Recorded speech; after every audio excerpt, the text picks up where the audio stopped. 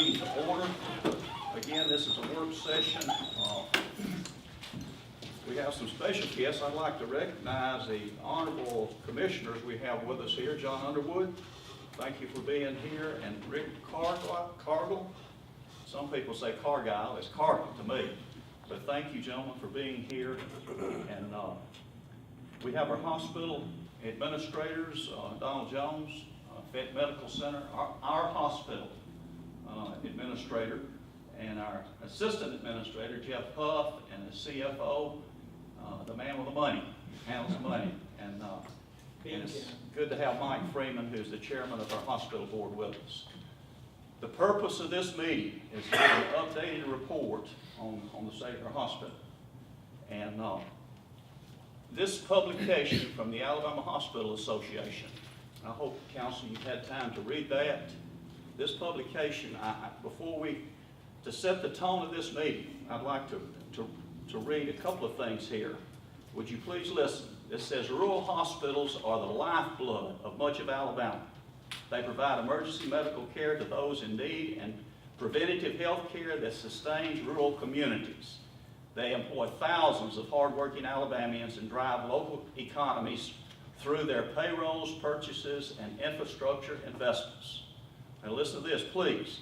They are essential for attracting and keeping businesses and economic development because it is unlikely that a major employer will locate in a community that does not have a readily available hospital and health care. I'm not going to read all of that, but this book has so much information on rural hospitals. But I want to move over here and listen to this. One primary care physician in a rural community creates up to 23 jobs annually and $1 million in wages, salaries, and benefits.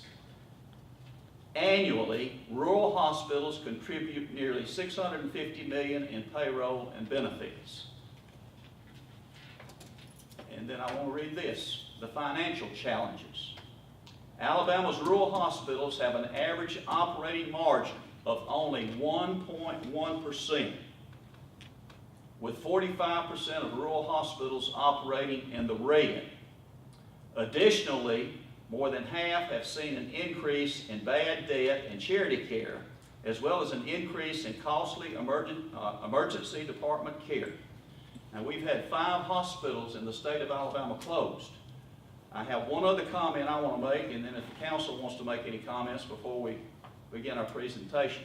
The Washington Post, one of the most prestigious newspapers in the nation, had an article entitled, "Rural Hospitals Beset by Financial Problems Struggle to Survive." I want to read one paragraph out of that article. The Kansas-based National Rural Health Association, which represents about 2,000 small hospitals across the country and other rural care providers, says that 48 rural hospitals have closed since 2010, the majority in southern states, and 283 others are in trouble. In Texas alone, 10 have closed. So I think you can see that we've got a challenge, and I promise you that this council is going to do everything we can to find a solution to the financial needs of our hospital. And we're going to, is there anybody else like to make a general comment before we get into our presentation? We ask our hospital administrators to come and give us an update. And thank you for being here. And I'm going to turn it over to our hospital administrator, Donald Jones, and you say what you'd like, and we'll get this presentation started. I'd like for y'all to move on down, find you a comfortable seat. I'm sure you want to make some opening comments there. Well, I said,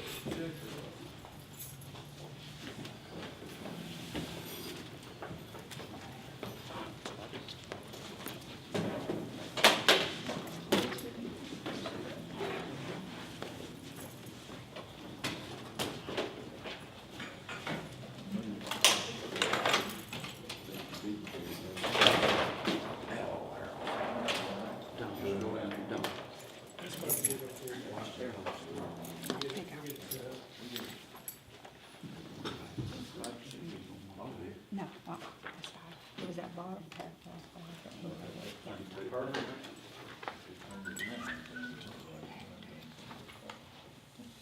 It's gonna take a couple minutes for it to warm up.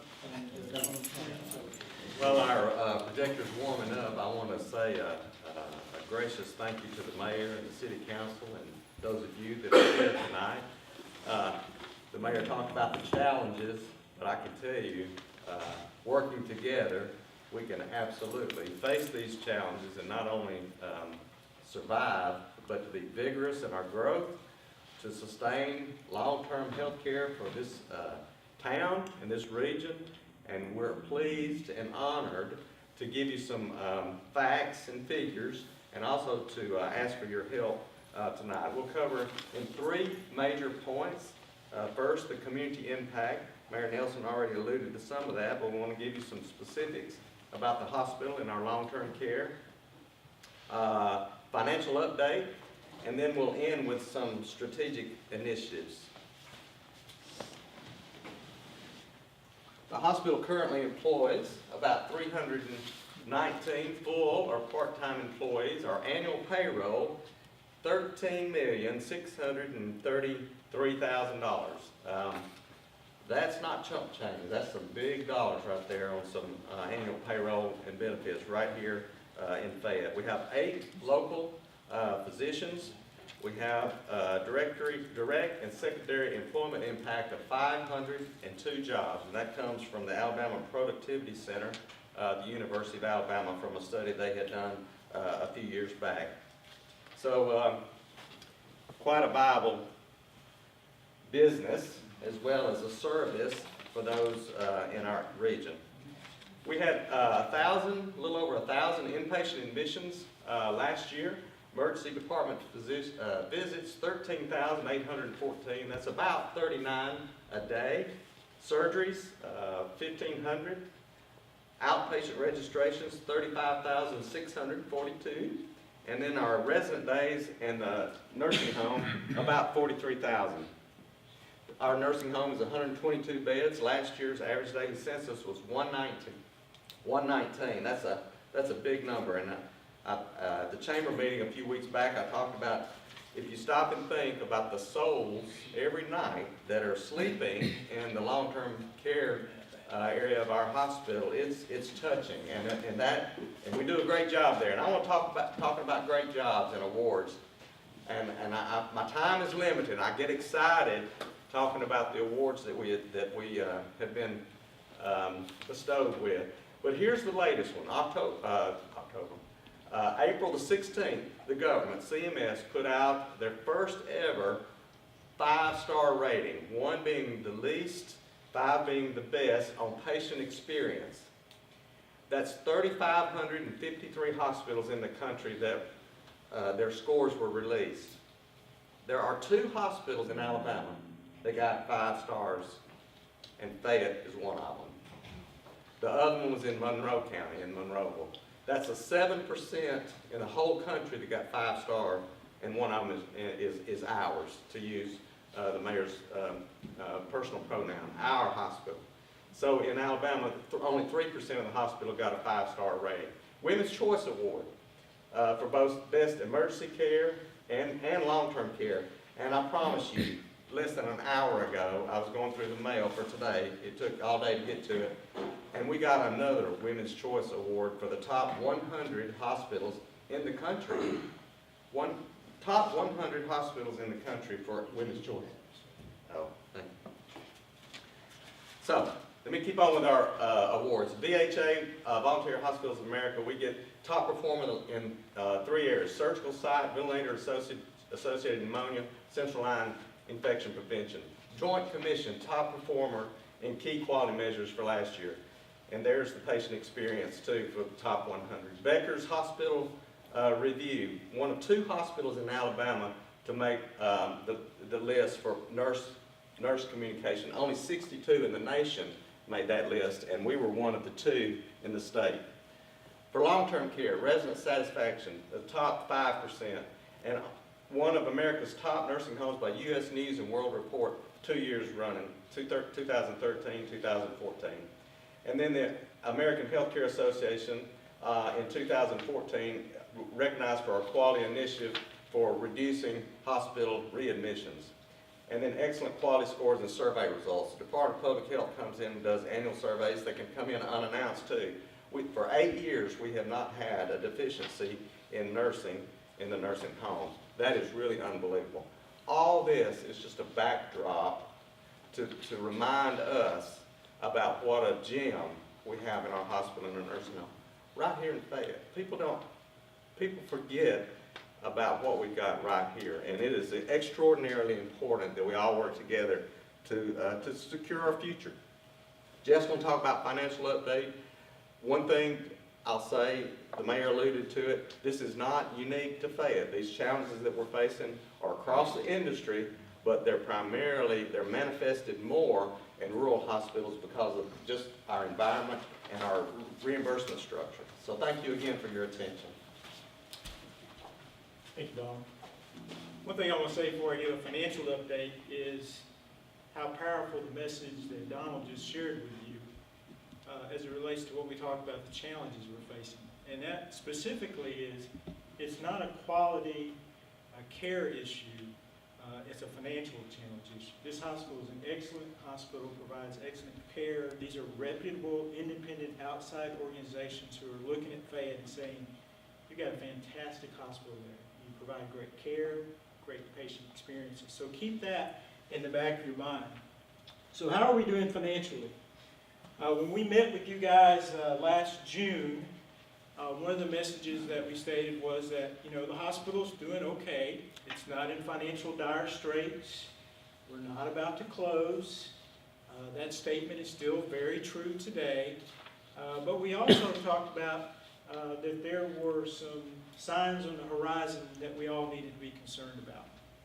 This slide right here will show you the net profit and loss for the last 2 years and projected for the end of this year, 2015.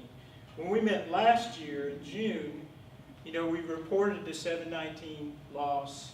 We were projecting a similar number for 2014. We were projecting we were going to lose probably another 600,000 to 700,000. So the good news is that we actually finished in the black last year, and we're projected to be slightly in the black this year. But when we talk about the hospital is doing okay, there's a but. There's a significant caveat, and that's what we're going to talk to you a little bit about today. That second line shows electronic health record incentive monies. The business model for healthcare is evolving. It's constantly changing. And the way that we provided care, the nature of healthcare 10 or 15 years ago, is quite different today. There is a very strong emphasis on care coordination, tying reimbursement to quality outcomes. And one step in that process on a very macro level is converting medical records to electronic or digital format. And the government, as a result of that, set up some incentives for hospitals to be early adopters and even other providers like physicians. The hospital chose to be an early adopter. We have an electronic health record at the hospital. We took advantage of the incentive monies that were available. And you can see from this slide, they're very significant. They total almost $3 million, which leads to the last line, which is the caveat. That is what the net profit and loss for the hospital would look like had we not received those incentive monies. And as you can see, that's a pretty scary picture there. That's almost a $3 million loss. Now the good news is you can see that we've made some improvements. A lot of that I will attribute to what we've done locally from an operational and strategic standpoint to kind of offset this changing landscape. But even still, we're looking at some negative numbers for the last couple of years. This slide, just to kind of underscore this message that we're presenting to you tonight, shows what would the hospital's net change in cash position have been for the year had we not received those Medicare incentive monies? No surprise, we just looked at what the net profit and loss would have been without them. And you can see that we're talking about a significant decrease in cash over 3 years, almost $3 million. Now, the good news, as we've talked about before, is the hospital is currently doing okay. It's not going to close anytime soon. However, we cannot ignore what this financial picture and outlook looks like without these incentive monies. And that's the reason that we've been having these types of meetings. The reason that we met last year is to raise the alarms, that there are reasons for us to be concerned. And it is now, while we have time, is when we need to come together as a community, as a hospital, as an organization, and work collaboratively together to make the proactive steps that are necessary to ensure the hospital is here long-term from a financial viability standpoint. Sometimes you get the question, and I put this slide in here, I only have one more slide after this, so I'm not going to talk too terribly long. Sometimes you get the question, well, you guys are not-for-profit. Why do you even need to make a profit? Well, first of all, the term not-for-profit does not mean a business is not in the interest or in the business of trying to make money. It simply means that it does not distribute its profits to its owners. A non-profit organization is in the business to make money. It uses those monies that it makes to reinvest in its organizational objectives and into its mission.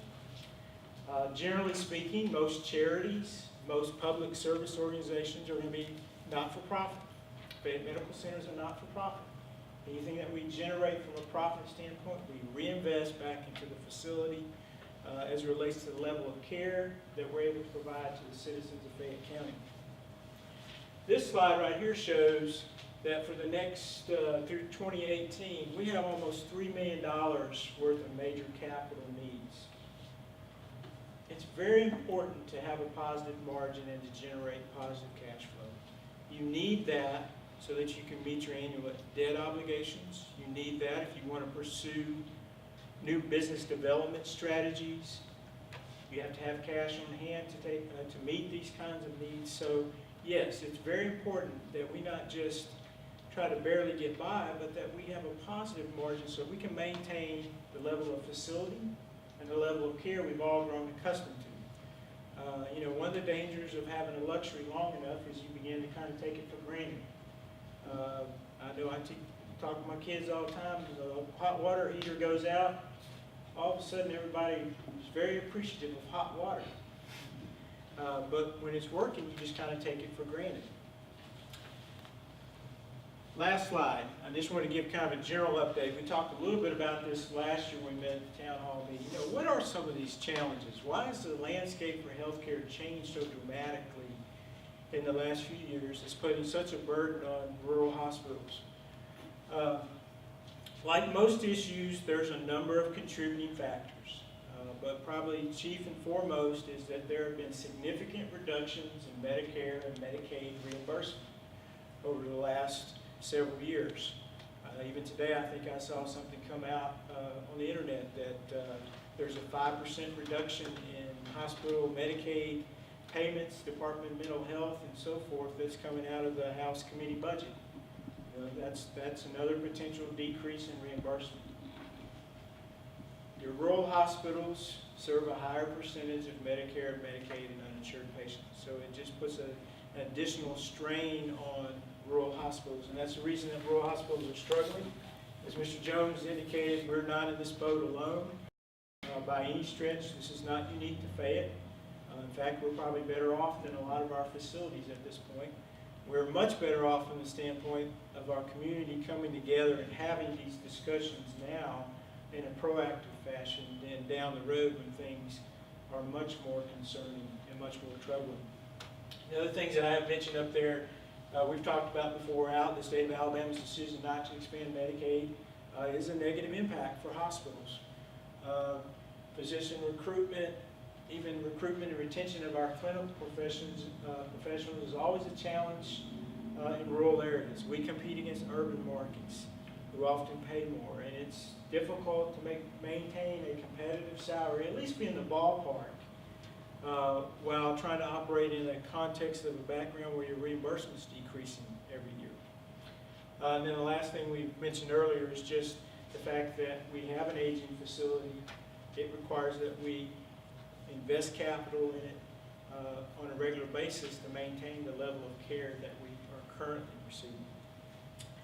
However, we cannot ignore these challenges, and we must begin to act proactively as a community, but also as an organization. And Mr. Jones now is going to talk a little bit about, from a strategic standpoint, what are some of the things that the hospital has done, and what are some of the things we are doing to kind of combat some of these challenges.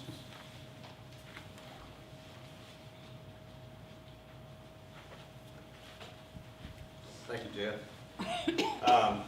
We're real pleased that we're able to stabilize our medical staff over the last year or so. We've implemented what's called a hospitalist program.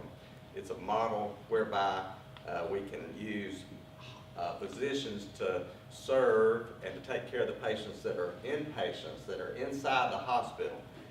The model is morphed because physicians no longer have what we call an outpatient and an inpatient practice. Outpatient meaning in their clinic and in the hospital. So we do have 2 full-time hospitalists, which has freed up a lot of our local physicians to take care of patients in their clinics.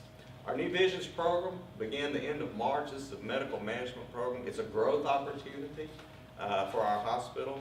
This is medical stabilization for folks that would like to come off of alcohol or narcotics, and it's off to a roaring start. We're very pleased with the opportunity we have. It's another way of ministry too.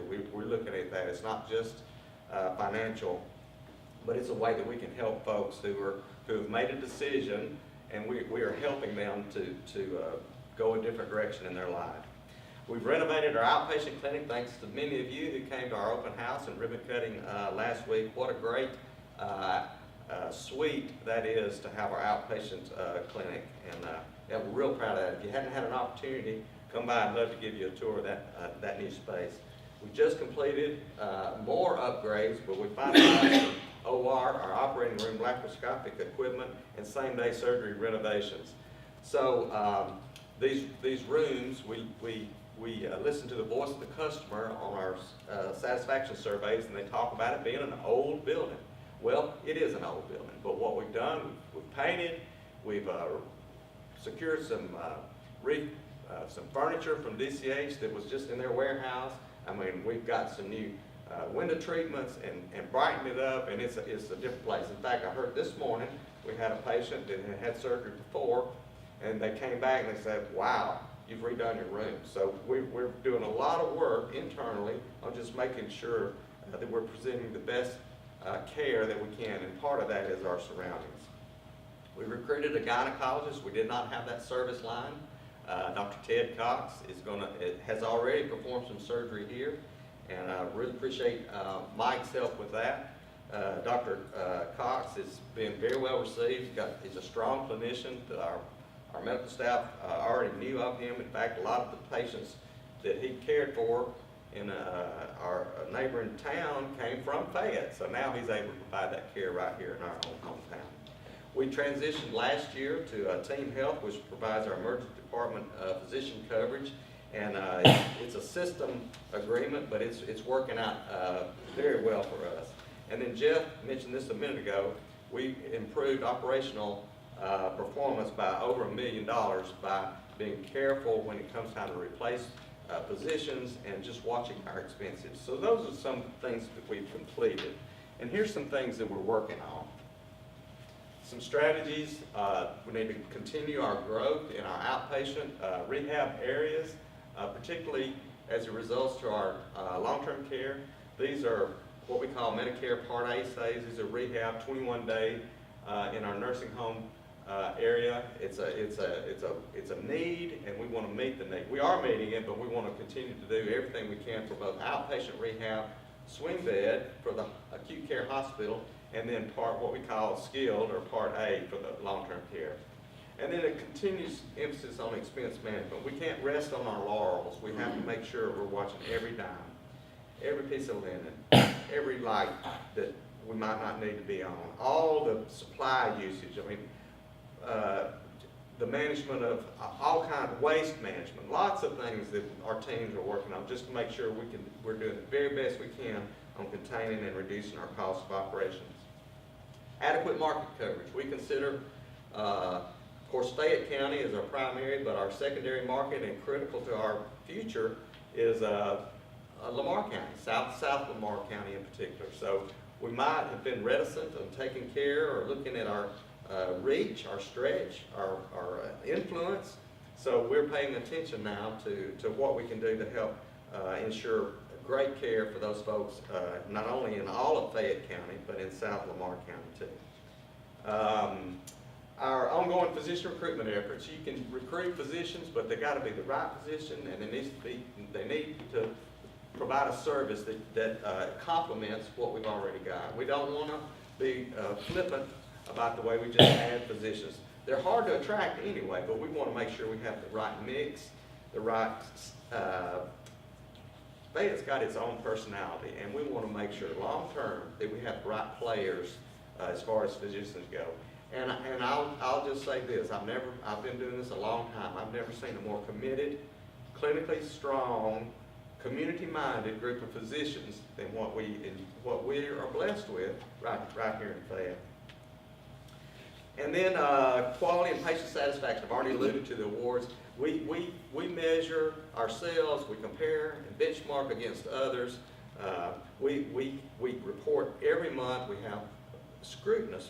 We really pay attention to what we're doing as far as quality and safety, because if you're not doing that, you're not serving your patients and your community the very best you can.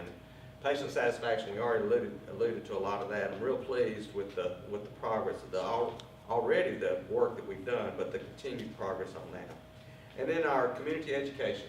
That's what we're doing tonight. We're partners together. We're stakeholders together in our future. So this community education and involvement is critical. And I believe Mike's going to come up and talk about our community support and some other things.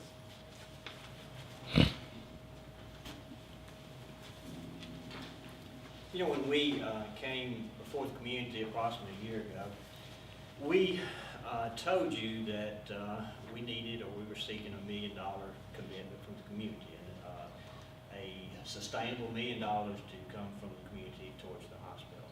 But we also told you that that was only one piece of the puzzle. We told you that we had to make sure that we were doing our job, that we had to be as effective and as efficient as we can be, and make sure that we were involved in every area that is practical for us.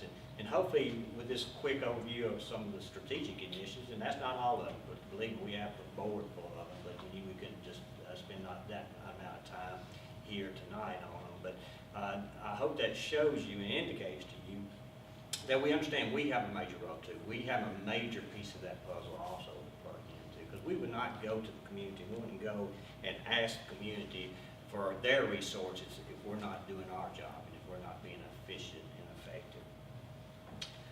As I said, we came before the community approximately a year ago, and we asked the community for the support of $1 million sustainable year after year.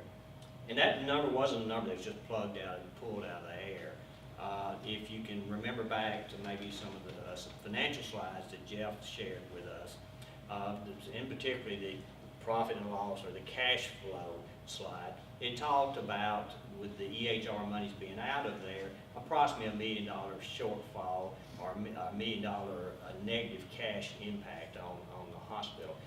So a couple of years ago, a community health assessment group had been formed. It was a requirement that we had to do, and we fulfilled that requirement by forming this group, and it consisted of members from throughout this community. It was a group of 20 plus people, and it was at that time we shared this financial information, and it was determined by that group that $1 million was a realistic ask of the community, and that it is something that was needed by the hospital to at least get us to a cash neutral, or where you got at a break-even point. So I didn't want anyone to think, well, where did these guys come up with this $1 million? They just determined that. I say there was a tremendous thought and effort put into that number.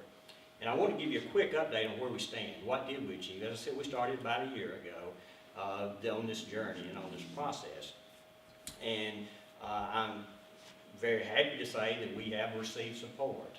We've received approximately $460,000 from the community, and I can break that down for you very quickly. We received, the city was gracious enough to give us $100,000, the county $100,000, the community foundation, the Tillotson Foundation Fund, $100,000, the hospital board gave $150,000, and county water gave us $10,000. The gas board gave us some rate concessions that we anticipate and project is going to save us somewhere between $10,000 and $15,000. So in numbers, it's $460,000. And I say, first of all, let me say I'm very grateful because there's some representatives in this room, obviously, that were part of that process, and we are very grateful for that. But the one thing that, or two issues there, is the fact that number one is short of the $1 million goal that we asked for, and it's a true number that we still seek to receive from the community. The other thing is, the monies that we received were not sustainable dollars. In other words, they were one-time allocations to the hospital, and none of them were placed into a system or into a budget that's sustainable that we know will be there year after year.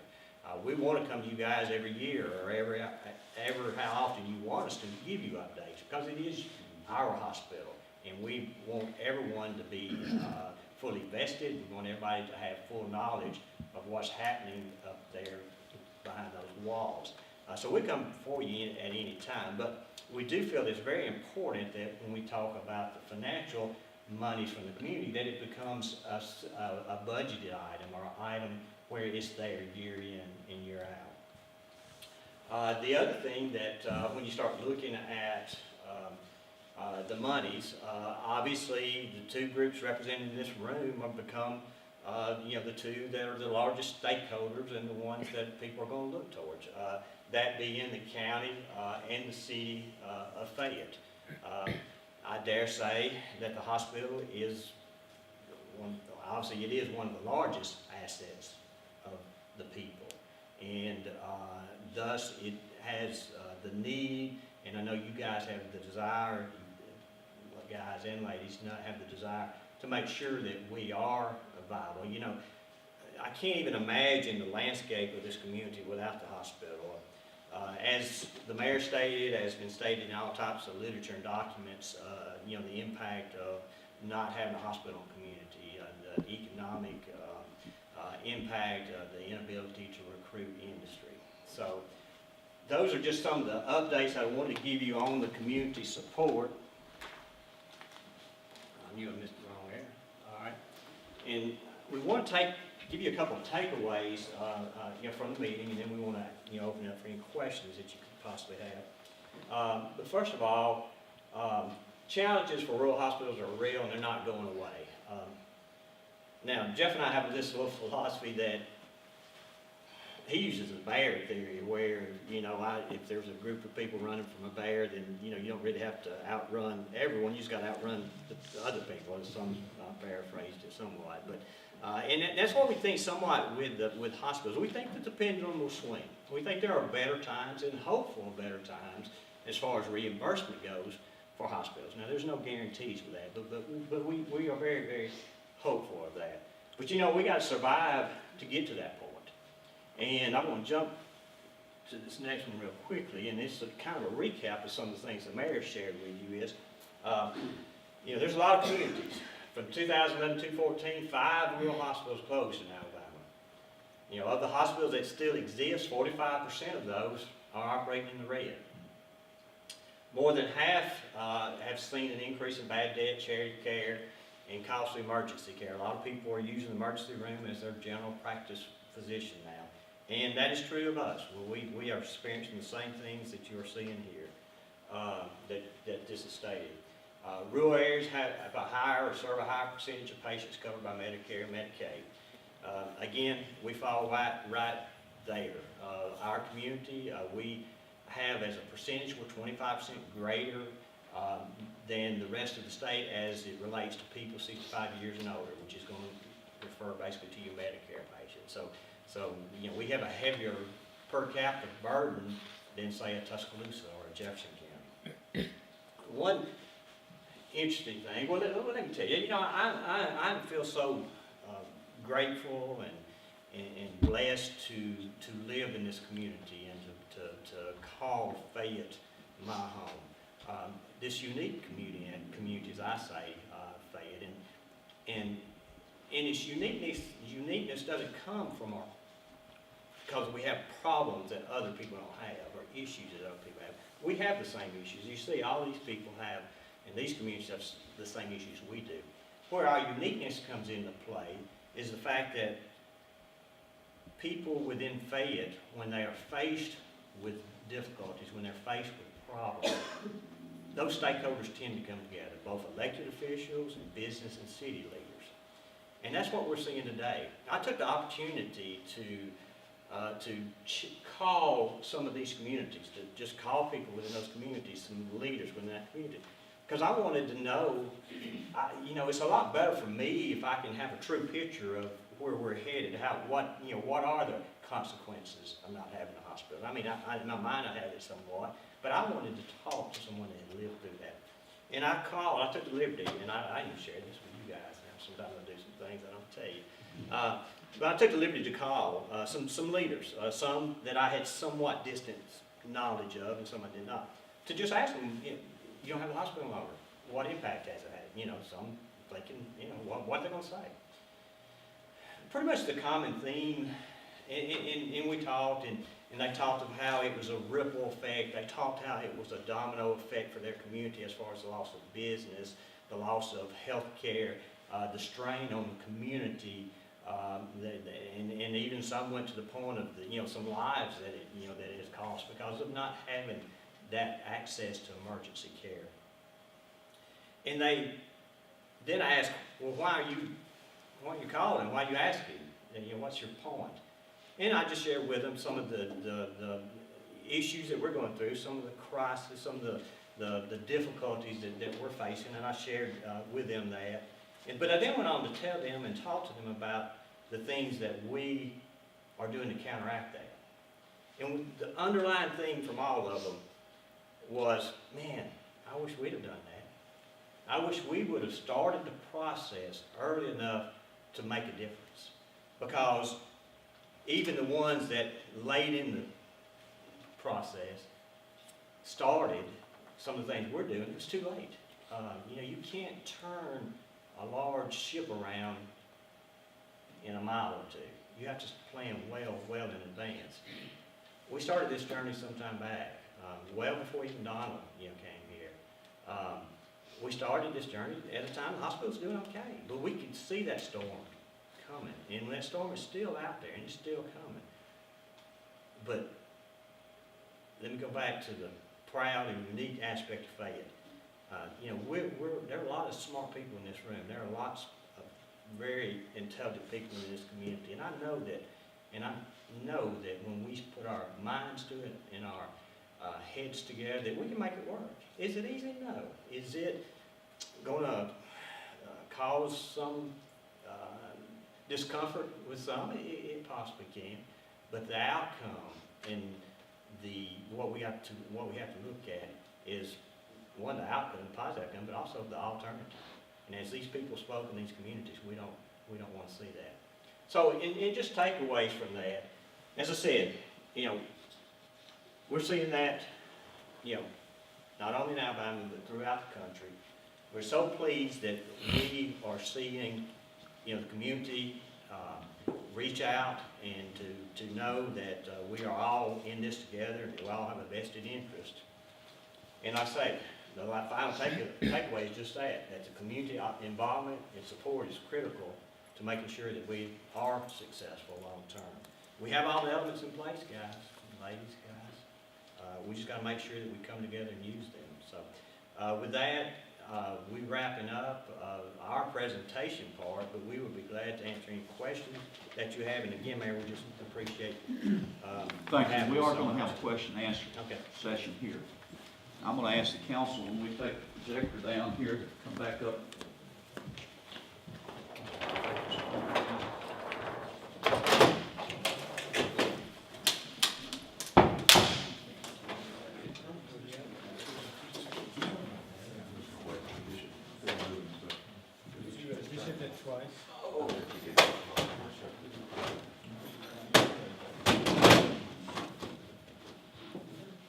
the council's coming back up, I'd like to recognize the Honorable Commissioner Joe Acker. He came in. Thank you for being here, Commissioner, and the other commissioners that are here, we've already recognized you, and thank you for being here. And we're going to have a question and answer time here.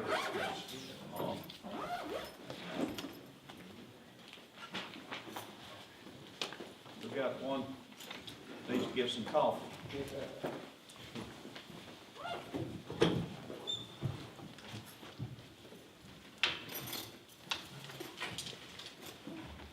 I guess my first question, these incentive monies, have they gone away? I mean, are we, who wants to answer that? Do y'all mind stepping to the podium there?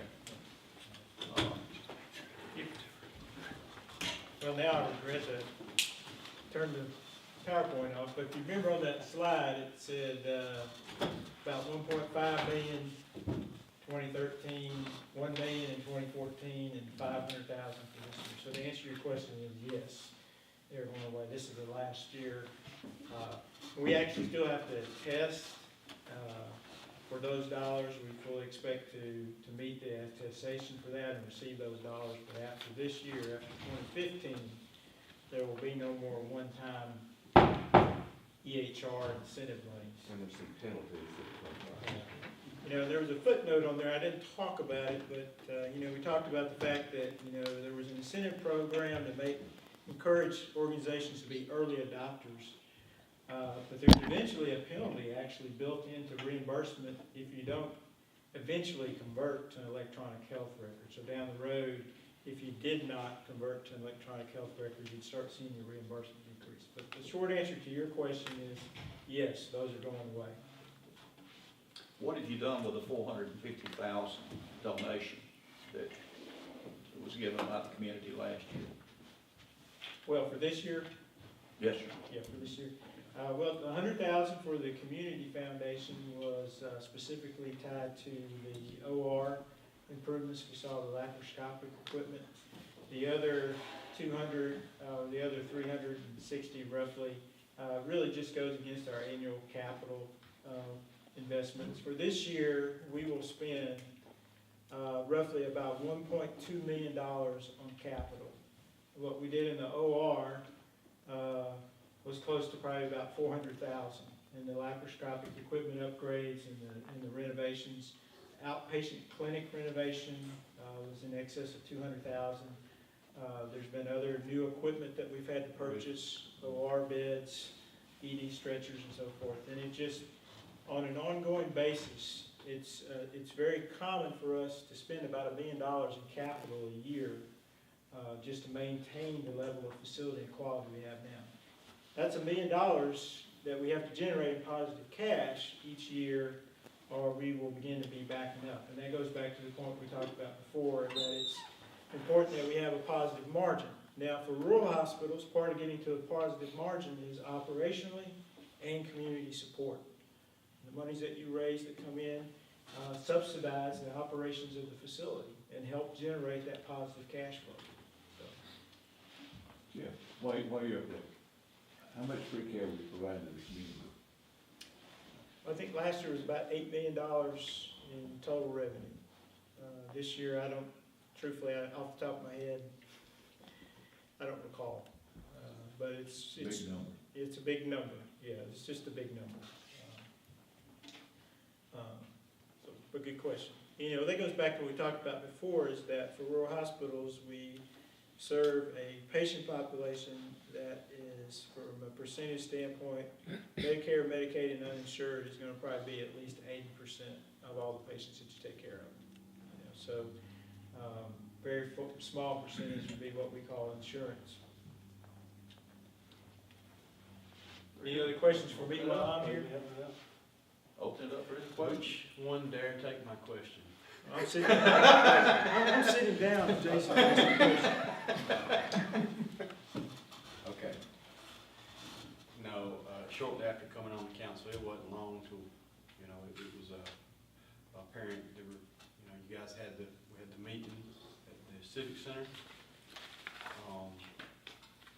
Backing up, I don't preach to the choir, I'm gonna get to my point, I promise. But for those who might end up watching on YouTube, who are not up to snuff on why we're sitting here discussing this, is, and I'm no healthcare expert, but in layman's terms, what we essentially have is the Affordable Care Act was passed in 2010. As part of the Affordable Care Act, the idea was that Medicaid program would be expanded. The reimbursement rates were going to be cut, but you make that up in volume to a degree. So whether or not you like the Affordable Care Act or not, it's in place, it's in law. And now, fast forward, we haven't expanded Medicaid, so the people who didn't have insurance still don't have insurance, and the ones that did, you're getting paid less, right? And I know it's more detailed than that, but that has had an impact as well. We've read, oh gosh, through the last, I guess, year or two, Mayor has sent out article after article. We've heard from you all, and I've done a lot of thinking and asking questions, and so it's not something that anyone here has created. It's no situation that someone here in Fayette has created. This is a situation that has been dealt to us that we got to deal with. I'm not sure the political will is in Montgomery right now, and I'm not pointing out any one person or another, just in general terms, the political will is not there to address Medicaid expansion. We're trying to figure out even how to keep the doors of the state open right now, much less expanding Medicaid. So here's what we know. We know that revenues have gone down. We know that the hospital today is not, the hospital's not going to shut the door next month, 2 months. What we do know is, at the rate things are going without any change, especially once these one-time monies run out, you can only run the deficit so long. That if you do absolutely nothing, we end up in a situation like Florala, as it flowed to Florala, Clanton, Hamilton. There's several out there, I can't recall all of them. There are some close by that I'm not going to call names that perhaps the community has not worked together as well as we all have in Fayette and are scrambling. And the health care in and of itself, for me personally, this is what I think about. And I'm going to get to my question in a minute, again, I promise. There's a lot of factors I think about when it comes to health care. From a municipal standpoint here, above anything else, it's a quality of life issue. And most people my age or younger think, I'm not worried about the hospital.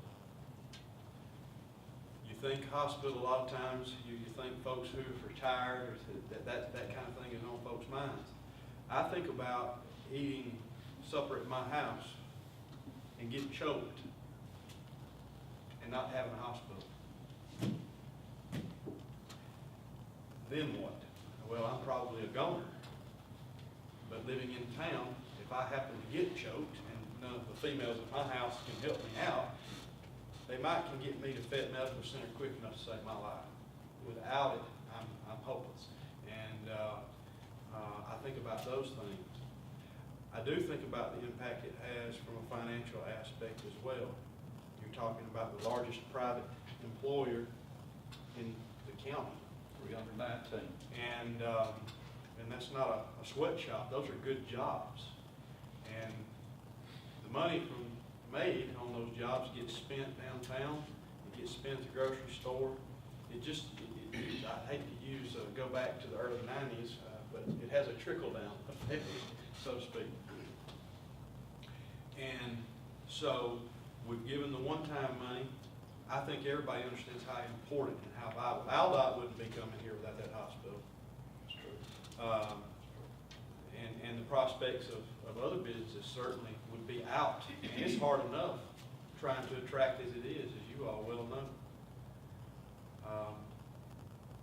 You know, having kids myself at this point in my life, when it came time to really dig in and settle in, I looked at two things. Of course, I work with the state, so relative to what I do, it's sort of from time to time that there may be opportunities, you know, to about go anywhere in the state with. But there's two things a lot of people look at when they're examining a community on whether or not to move there, to take a job there, especially if you got kids at home, and that is the access to health care and the education system. And those two are very important to me, having a family of my own, and it's why I have chosen to make this our long-term home, as well as the good folks that live here too. So all that being said, it's a very important issue, probably, and there have been a lot of important things come up here in the nearly 3 years I've sit here. The issue with the hospital, not the issue, but the issues facing rural hospitals, and in particular ours, to me is the most important issue that has come up in 3 years. And the effects it could have if we don't become proactive as a community and help address it. So with all that being said, because I'm not one to beat around the bush up here. Mayor, I get his leg jumping from time to time, and he probably wishes I would be quiet. Dare I ask? Can you give us an idea? Okay, obviously you point out the county, the city have the largest stake in this. What is it we're asking for, and we need to be working on, or working with you all, working with the community to work toward that is sustainable? You know, the one-time monies we did in our capital account this time, capital needs to do that. And if we're looking at something sustainable, what ideas would you be thinking about so that we could be vetting and working on? Okay.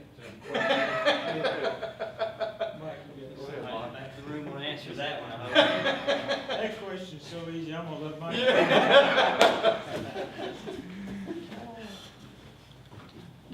One of the slides made the statement that the city and county were the two largest stakeholders, and that's a very accurate statement.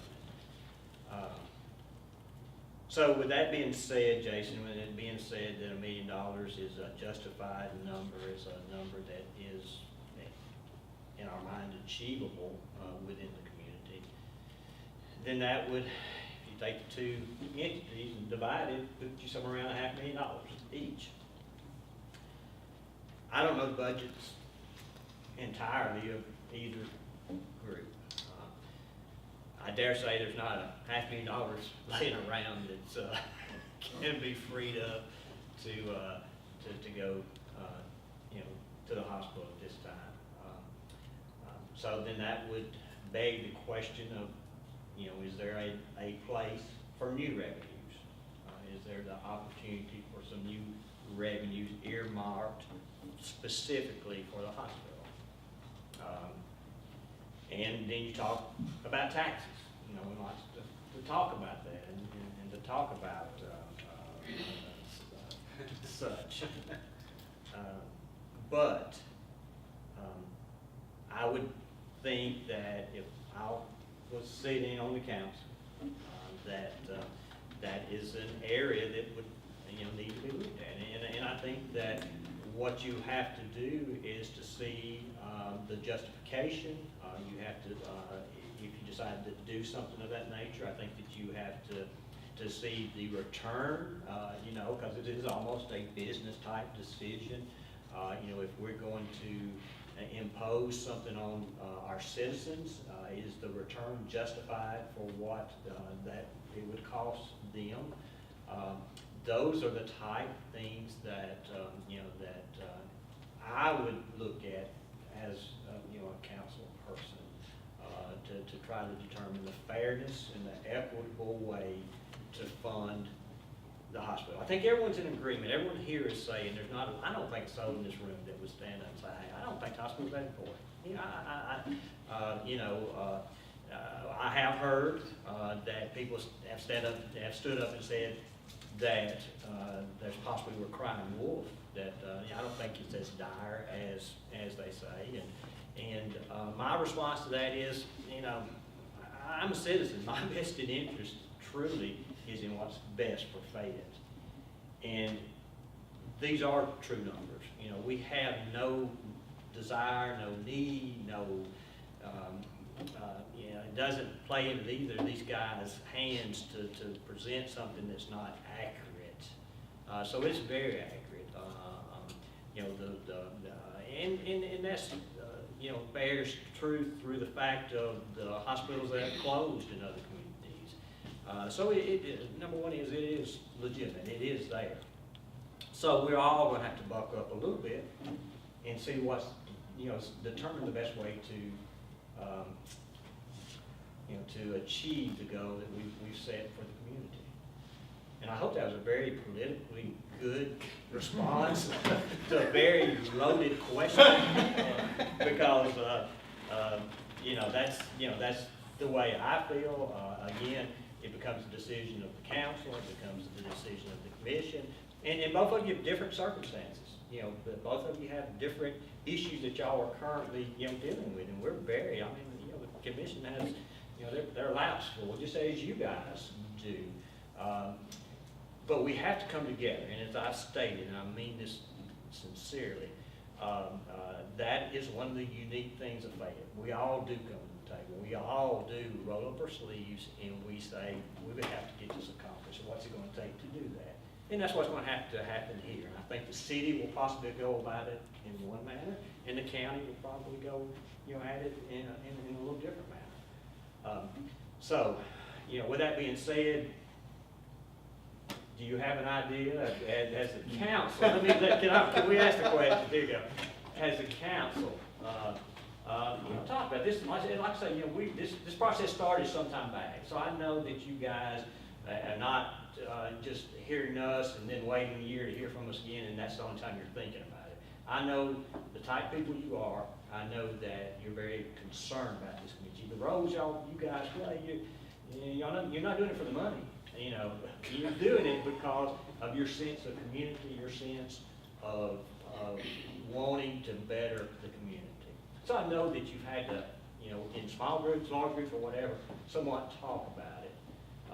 You know, we want to assist you. We want to be the one that lays the case out before the community. If you want us to go to that type of setting where the entire community comes together, similar to what we did last year, and you know, lay out again, you know, what we've accomplished for the last year, but also what the challenges still are, what still exist. You know, we'll be glad to do that. But I would think that you have some sense of a direction. Mike, we've had some serious discussions, and we're going to be proactive, and we're going to, you know, we're going to look at our options, and we're going to do our very best to do the right thing as a council. I think they can, if any of them want to express. May it be my turn in a few minutes? Yes, sir. Okay. May I say it? You know, that's it. I'm not gonna ask you any questions, I'm just gonna talk. We were here a year ago in the Civic Center. Big audience, same thing was said. We came up with a lot of good one-year remedies to buy us some time. None of the big picture has changed in a year. It's the same situation. It will be the same situation next year, but it will be a little bit more dire because we will have lost those incentive monies a year from now. We all know that the responsibility for the great majority of this has to lay in the two governments represented in this room. The City of Fayette government, 3 of the 6 commissioners are here, Fayette County government. will not attempt to speak for them. They're their own body. They can choose to do what they want, how they see fit. I think that it is imperative that we stop beating around the bush as far as the city of Fayette is concerned. We've been discussing this for 1 year. And we came up with $100,000. That's not nearly enough. $1 million, split 50-50. $500,000 the city of Fayette every year. $500,000 Fayette County, hopefully every year. We're better off than the county in that we have a means to do it if we have the political will to do it. I think we have all discussed with our accountant, Rick McCabe, and our city clerk, the potential revenue that would be achieved if the city of Fayette added a 1/2 cent sales tax to our city sales tax.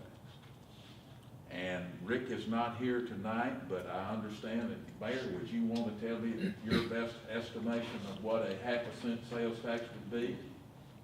Between $400,000 and $500,000.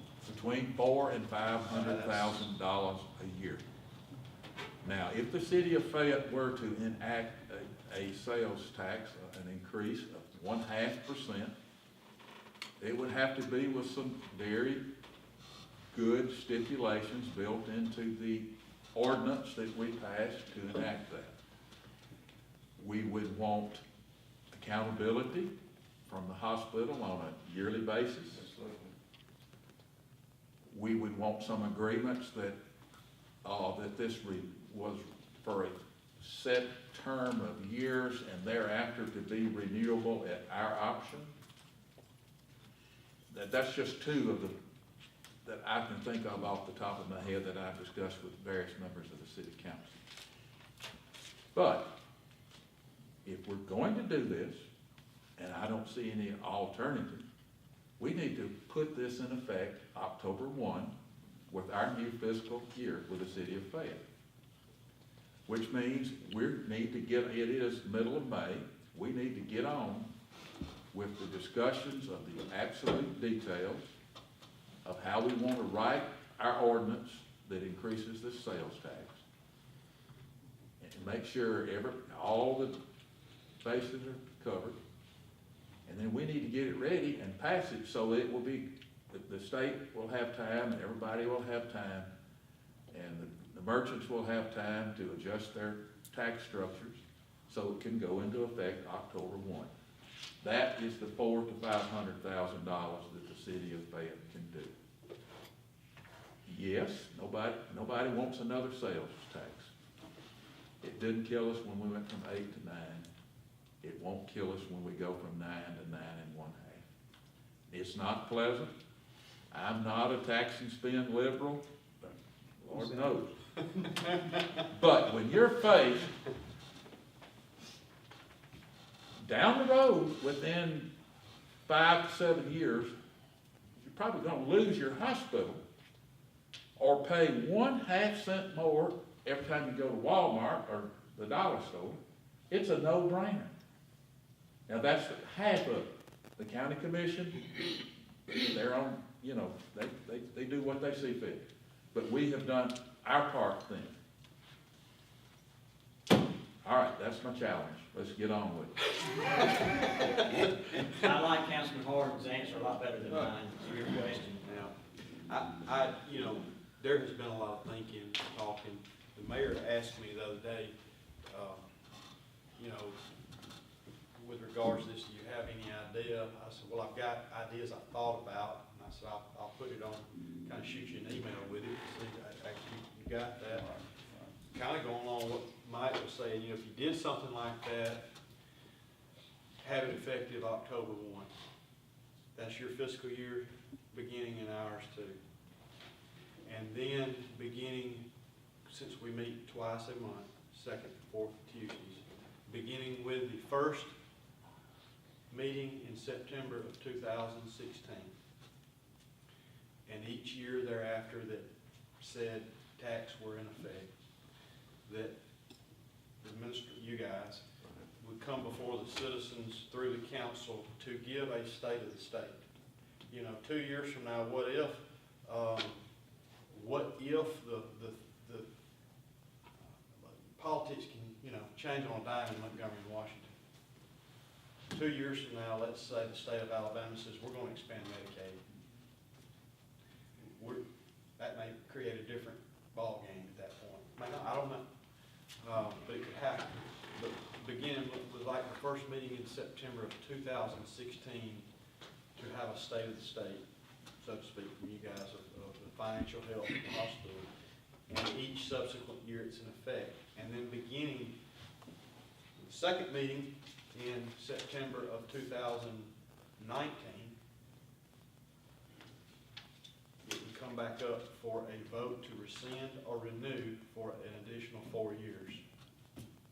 And sort of come up right before the fiscal year starts each 4 years after the meeting that the citizens receive a kind of a state of the state. So let's say 2.5 years from now, Medicaid expansion occurs.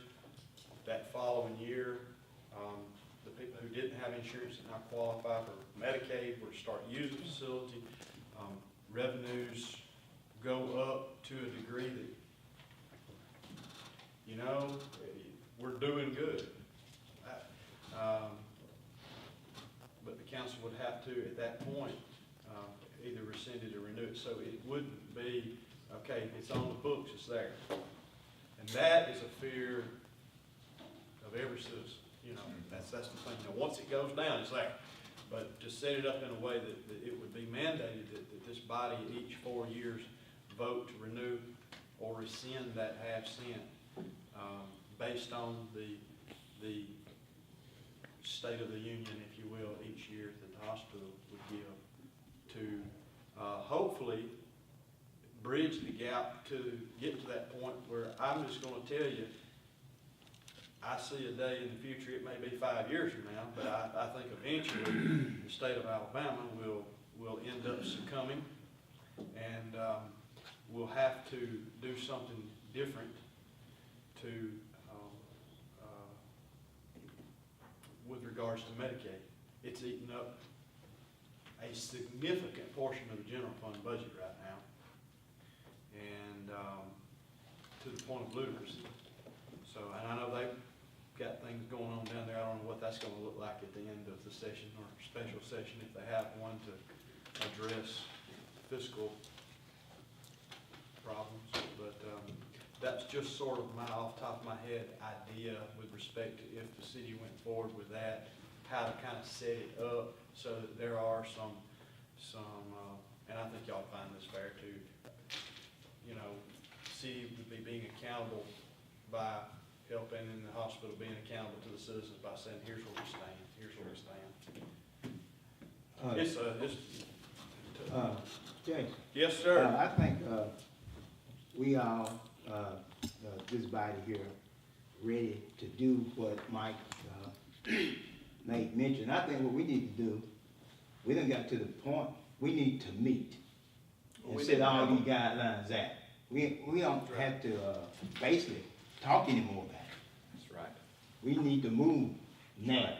And so I think what we just do now is just start figuring out what we're gonna do and how we're gonna do it. I think everybody in that agreement, I think.